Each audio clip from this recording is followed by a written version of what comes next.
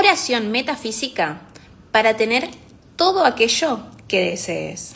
Y no estoy hablando de magia, estoy hablando de Connie Méndez.